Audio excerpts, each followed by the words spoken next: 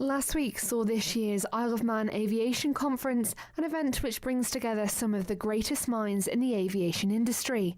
3FM spoke with the director of Martin Fiddler Aviation, the event's organisers, who told us more. So after the establishment of the aircraft registry, we wanted to give people an excuse to come to the Isle of Man so that they could see that there was a broad range of aviation expertise on the island, but also that other things can be done here in terms of our, managing large assets, whatever that might be. So we've run it every year for the last 8 years.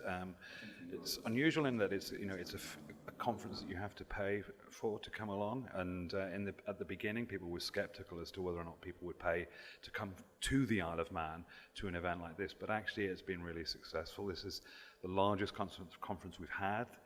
There's 144 delegates have come along this year, and it gets bigger and I hope better every year.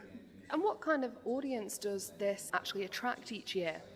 So the predominant people are from the aviation industry in its broadest sense. So it will include accountants and lawyers that work in that field, but also we get manufacturers of aircraft, aircraft management companies, aircraft brokers, maintenance organizations, fuel companies, everybody that's connected with business aviation that has an interest in business aviation in Europe.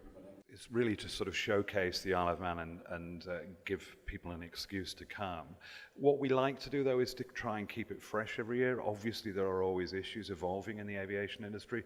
So for the last couple of years, Brexit has been a really big issue. It's a particularly dangerous set of circumstances that might emerge in the context of aviation and the UK in particular, depending on which way Brexit goes. So there's always things to discuss, and we looked for ways to keep it sort of fresh and interesting. More music for the Isle of Man. 3FM.